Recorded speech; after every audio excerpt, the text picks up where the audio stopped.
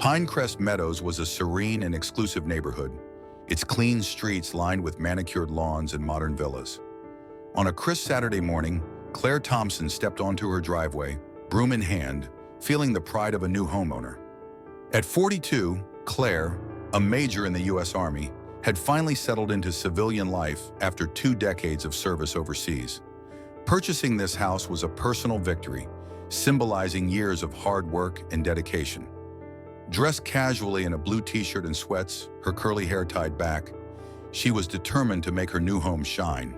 The hum of a car engine broke the silence. Claire glanced up to see a black and white police cruiser slowing down near her driveway. She paused, her grip on the broom tightening slightly as she noticed the 3 officers inside. Officer Ryan Miller, the driver, narrowed his eyes behind his sunglasses. A tall, broad-shouldered man with a sharp jawline, Miller radiated authority, but his expression carried a hint of suspicion. "Take a look at this," he muttered to his partner, Officer David Brooks. Brooks, a stocky man with a permanent smirk, glanced at Claire and chuckled. "Well, that's something you don't see every day." From the back seat, Officer Eric Carter, younger and visibly less confident, leaned forward. "Maybe she works here," he suggested quietly. Miller smirked and brought the cruiser to a stop. "Only one way to find out."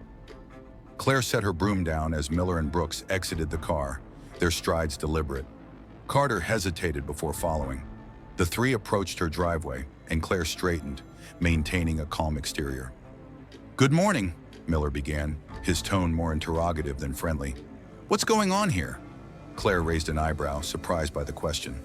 "I'm cleaning my driveway," she replied evenly. "Your driveway?" Brooks repeated, the disbelief in his tone evident. He turned to Miller. "She says it's her house."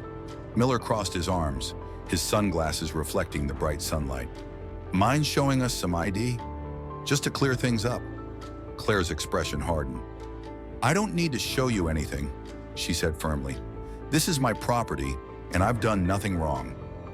Brooks's smirk faded as he took a step closer. "Look, we've had reports of suspicious activity in the area. How do we know you didn't just wander in here?" "That's ridiculous," Claire shot back. "I moved in 3 days ago. Nobody has reported anything to me." Carter shifted uncomfortably, glancing between his colleagues. "Maybe we should just move on," he suggested, his voice low. But Miller ignored him, his voice taking on a sharper edge. "If this is really your house, you won't mind if we take a quick look inside." Claire folded her arms, her frustration bubbling beneath her calm demeanor. "Unless you have a warrant, you're not stepping inside." Miller's demeanor darkened. "You sure about that?" he said, stepping closer. "We just want to confirm everything. No need to make this difficult." Claire stood her ground. "I know my rights, officer, and unless you have legitimate cause, I suggest you leave." The tension was palpable. Miller glanced at Brooks and jerked his head toward the house. "Go check it out." Brooks hesitated but nodded, motioning for Carter to follow. Claire's heart pounded as they headed for her front door. She forced herself to remain composed, her eyes fixed on Miller. "This isn't over," she said calmly, though anger simmered beneath her steady gaze. Miller smirked, but something in her tone made him hesitate. As his colleagues disappeared into the house, Claire's mind raced. She knew this wasn't just about her. It was about standing up to abuse of power, and she wasn't about to back down. Inside the house, officers David Brooks and Eric Carter moved cautiously, their boots echoing on the polished hardwood floors. The house was tastefully decorated, though boxes remained unpacked. A formal air lingered in the space, a testament to its owner's structured lifestyle. "Doesn't look like she just wandered in," Carter muttered, his eyes scanning the living room. Brooks shrugged. "Let's make sure. Check the back." Meanwhile, outside, Claire stood firm in the face of Officer Ryan Miller. The senior officer's intimidating posture didn't rattle her. Years of leading soldiers under fire had taught her to face aggression without flinching. "You think I don't belong here," Claire said, her voice steady. "That much is clear." Miller chuckled dryly. "You're reading too much into this. We're just doing our jobs." Claire's eyes narrowed. "Your job doesn't involve harassing people in their own homes." Miller stepped closer, his hand resting on the holster at his hip. Watch your tone, lady. Cooperation goes a long way. Claire's calm exterior began to crack. And so does respect, she snapped. You don't have the right to treat me this way. Before Miller could respond, the radio clipped to his shoulder crackled. Miller, we've got something here. Brooks's voice came through. Miller grabbed his radio. What is it? Inside, Brooks stood frozen in front of a large wall adorned with military plaques, framed certificates, and photographs. One image showed Claire in her army dress uniform, standing next to the city's mayor and police chief at an official ceremony. Brooks's face paled as he realized the gravity of their mistake. She's military, Brooks stammered. A major in the army, and she's connected, real connected. Carter, who had been flipping through mail on a side table, froze. Oh no, he murmured. We're in serious trouble. Brooks nodded, his voice shaking slightly as he spoke into the radio. We need to pull back. Now. Outside, Claire watched Miller's expression shift as he processed Brooks's message. For a moment, his confident smirk faltered, replaced by a flicker of doubt. What's the matter, officer? Claire asked, her voice cold. You look surprised. Miller ignored her, speaking into his radio. Get out here, now. Moments later, Brooks and Carter emerged from the house, their faces pale. Brooks avoided Claire's gaze, while Carter looked as though he might apologize on the spot. Miller, Brooks began, his voice low. We should leave. Miller glared at him. Why? Brooks leaned in, whispering urgently. She's Major Claire Thompson, Army, and she's got ties to the mayor and the chief. Miller's jaw tightened, but he didn't lower his guard. So what? That doesn't mean... It means, Claire interrupted, her tone icy, you've made a terrible mistake. Miller turned to face her, his anger boiling over. You think you're untouchable because of your rank? No, Claire replied, her voice steady. But I know my rights, and you violated them. Brooks and Carter exchanged uneasy glances, their discomfort growing. Look, let's just go, Carter mumbled. But Miller wasn't ready to back down. Frustrated, he drew his gun, aiming it squarely at Claire. Sit down, now. Claire froze, her heart pounding, but her years of military training kept her calm. She raised her hands slowly. Pulling a gun on an unarmed homeowner? That's brave, she said, her voice dripping with sarcasm. Carter stepped forward. Miller, put it down, he urged, panic creeping into his tone. This is going too far.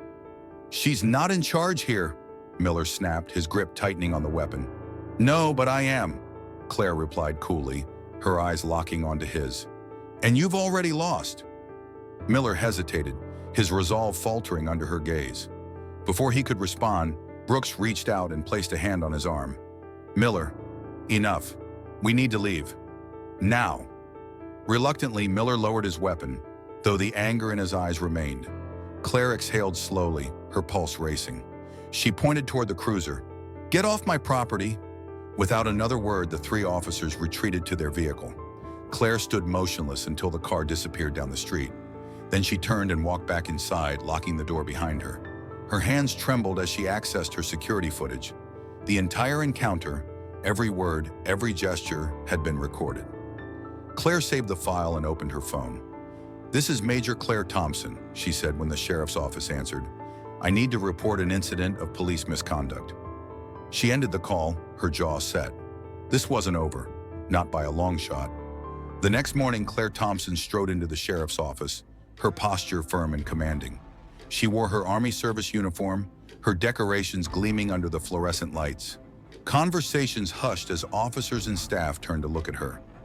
Claire ignored the stares and approached the front desk. I have an appointment with Sheriff Mark Hayes, she said, her voice calm but authoritative. The receptionist, a young woman who appeared slightly flustered, nodded quickly. Yes, ma'am. The sheriff is expecting you. His office is down the hall, second door on the left. Thank you, Claire replied, walking purposefully toward the indicated door. Inside the sheriff's office, Mark Hayes stood as Claire entered. A tall man in his 50s with salt and pepper hair, Hayes exuded a steady, experienced demeanor. His expression shifted from surprise to concern as he extended his hand. Major Thompson, it's an honor, he said. Please have a seat. Claire shook his hand but remained standing. Sheriff Hayes, I'm not here for pleasantries. I've brought evidence of a serious incident involving 3 of your officers. She placed a USB drive on his desk. Hayes raised an eyebrow.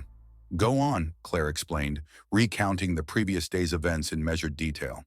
She described how the officers had harassed her, entered her home without permission, and escalated the situation to the point where a gun was drawn. This drive contains the full security footage, Claire said. It captures everything, from the moment they arrived to the point they left my property.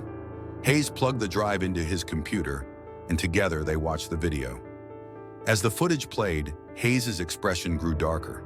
The condescension in the officers' tones, the unauthorized entry, and the moment Miller pointed his gun at Claire were all laid bare.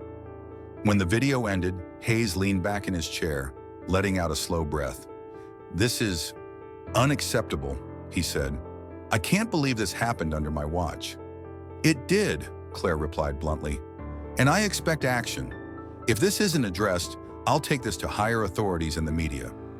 Hayes nodded, his face resolute. You don't have to. I'll handle it. I'll initiate an internal investigation immediately, and the officers involved will be suspended effective today. Claire's gaze was steady. I'm holding you to that, Sheriff. This isn't just about me. It's about accountability. Hayes rose from his chair. You have my word, Major Thompson. That afternoon, officers Ryan Miller, David Brooks, and Eric Carter were summoned to the precinct's Human Resources Office. Each received a notice of immediate suspension pending investigation. Brooks accepted the suspension quietly, avoiding eye contact. Carter appeared deeply troubled, nodding reluctantly as the HR manager explained the situation. Miller, however, was livid. This is ridiculous, he shouted, slamming a fist on the desk. We were doing our job. The HR manager remained composed. Your actions were recorded, Officer Miller. You have the right to appeal, but based on the evidence, this is a serious matter. I suggest you consult legal counsel. Miller stormed out, muttering curses under his breath. Brooks and Carter followed, their expressions grim. 2 days later, Claire received a call from Sheriff Hayes. Major Thompson, I wanted to inform you that the officers have been suspended and the investigation is underway. This will be a thorough and transparent process. Claire's voice was measured. Thank you, Sheriff. I trust you'll follow through. But the story didn't end there. News of the incident had begun to spread. Claire's security footage, shared by Hayes as part of his commitment to transparency, quickly went viral. Local media picked up the story, and soon it was a topic of national discussion. Public outrage grew as the footage circulated online, sparking debates about police misconduct and racial profiling. Advocacy groups called for reforms, demanding stricter oversight and mandatory training for law enforcement officers. Claire, meanwhile, kept a low profile, declining most interview requests. Her focus remained on ensuring justice, not just for herself, but for others who had faced similar abuses. One evening, as she watched the news coverage of the incident, her phone buzzed. It was a message from a friend. You've started something important. Keep going. Claire read the message and smiled faintly. She knew the fight wasn't over, but she was ready for whatever came next. 2 weeks after the incident, Sheriff Mark Hayes held a press conference in the main hall of the Pinecrest County Police Department. The room was packed with reporters, cameras flashing as Hayes stepped up to the podium. Beside him stood Claire Thompson, her Army uniform pristine and her demeanor unshakable. Good afternoon, Hayes began, his voice steady. Today, we are addressing an incident that has brought national attention to this department. I want to assure the public that we are committed to transparency and accountability. The sheriff detailed the findings of the internal investigation. The security footage, along with witness interviews, had confirmed multiple violations by the 3 officers involved. Officer Ryan Miller, who drew his weapon on Major Claire Thompson without justification, has been charged with criminal misconduct, including assault with a deadly weapon and abuse of power, Hayes announced. He was arrested this morning and is now in custody, awaiting trial. The room erupted with murmurs from reporters. Hayes raised a hand to quiet them before continuing. Officers David Brooks and Eric Carter, who unlawfully entered Major Thompson's home without a warrant, have been terminated from the force. They will also face administrative penalties for their actions. Claire observed the crowd as the sheriff spoke. The mix of outrage and relief on the faces before her reflected the importance of this moment. As a department, we acknowledge our failure in this case, Hayes said. We offer our deepest apologies to Major Thompson and the community we are sworn to serve. This incident is a stark reminder of the work we must do to restore trust and prevent such abuses in the future. When Hayes finished, he turned to Claire. Major Thompson, would you like to say a few words? Claire stepped to the podium, her sharp gaze scanning the room. The crowd quieted, their attention fully on her. Thank you, Sheriff Hayes, she began. I want to start by saying that this isn't just my story. It's the story of countless individuals who faced injustice simply because of who they are or how they look. Her voice was firm but measured, carrying the weight of someone accustomed to commanding respect. I've dedicated my life to serving this country, to upholding the principles of justice and equality. But that day, in front of my own home, I was treated as though I didn't belong. No one should ever experience that. She paused, letting her words sink in. This isn't just about punishing individuals who abuse their power. It's about ensuring systemic change. We must demand accountability from those who are entrusted with authority, and we must work to build systems that protect everyone equally. Applause broke out as Claire stepped back. Hayes shook her hand, and together they left the stage, the press still buzzing with questions. The ripple effects of the incident were immediate. Community organizations rallied around Claire's story, using it as a platform to push for policy changes. Public forums were held, where residents voiced their concerns and shared their own experiences with law enforcement. Under growing pressure, Hayes announced a series of reforms within the department. Mandatory training. All officers would undergo anti-bias training and de-escalation techniques. Increased accountability. Body cameras would become mandatory during all public interactions, with strict penalties for tampering or disabling the devices. Community oversight. A civilian review board was established to oversee complaints and investigations involving police misconduct. These measures were met with cautious optimism. While some hailed them as a step forward, others remained skeptical, demanding sustained efforts to address deeper issues. For Claire, life had taken on a new rhythm. Though she remained deeply private, her story had made her a public figure. Advocacy groups and community leaders invited her to speak at events, and her name became synonymous with the fight for justice and reform. One evening, as she sat reviewing her notes for an upcoming town hall meeting, her phone rang. It was Sheriff Hayes. Major Thompson, he said, I just wanted to thank you again for your courage. You've pushed us to be better, and for that, I'm grateful. Claire's voice was steady. Thank you, Sheriff, but this is just the beginning. There's still more work to do. Hanging up, Claire leaned back in her chair, her mind already on the future. The fight for change was far from over, but she was ready to see it through. 2 months later, the courtroom was packed. The trial of Ryan Miller had drawn significant attention, both locally and nationally.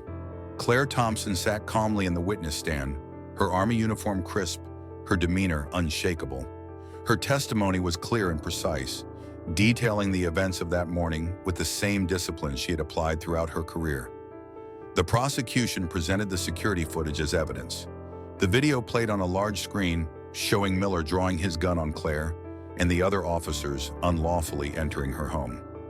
Gasps rippled through the courtroom as the footage concluded, leaving no doubt about the officers' actions.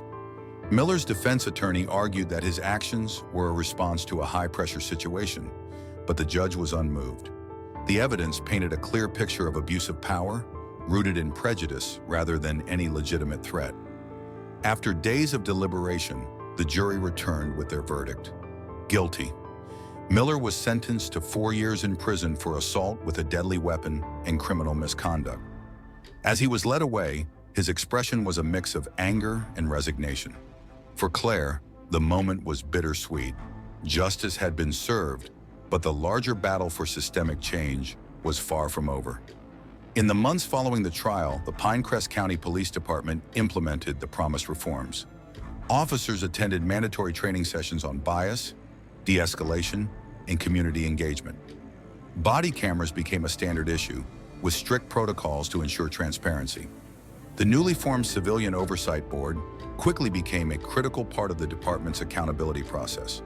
For the first time, residents felt they had a voice in how law enforcement operated in their community. Though these changes were significant, Claire knew they were only the beginning. One evening, Claire appeared on a national talk show to discuss her experience. The host, a seasoned journalist named Laura Daniels, leaned forward, her expression serious. "Major Thompson," Laura began, "looking back at everything that's happened, from the day of the incident to the reforms that followed, do you feel justice was truly served?" Claire considered the question, her hands clasped on her lap. "Justice is more than punishing those who've done wrong," she said. "It's about creating a society where such wrongs are less likely to happen in the first place. We've made progress, but there's still a long road ahead." Laura nodded. "Do you think your case has brought lasting change?" "It's brought awareness," Claire replied. "And awareness is the first step. But lasting change requires action, accountability, and persistence. It's not something that happens overnight." The audience erupted in applause, but Claire's expression remained resolute. In Pinecrest Meadows, life gradually returned to normal.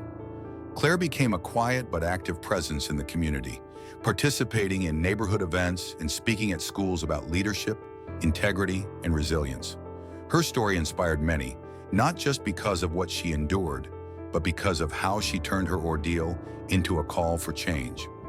One sunny afternoon, Claire sat on her front porch, sipping a cup of tea. A young woman from the neighborhood approached, carrying a notebook. "Major Thompson?" the woman asked nervously. Claire smiled. "Just Claire is fine. How can I help you?" "I'm studying criminal justice," the woman said. "Your story, it's why I chose this path. I want to help make things better." Claire's smile widened. "That's a noble goal. Remember, real change takes courage and commitment. Stay true to that, and you'll make a difference." The woman nodded, her determination clear. As she walked away, Claire leaned back in her chair, a sense of quiet satisfaction washing over her. The fight for justice wasn't a sprint, it was a marathon.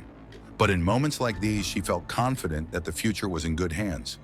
The incident and its aftermath became a case study in police reform, taught in law schools and training academies across the country. Claire's courage in standing up for her rights became a symbol of resilience and a reminder that one voice can spark a movement. Claire continued her advocacy, but she also found peace in the life she had built.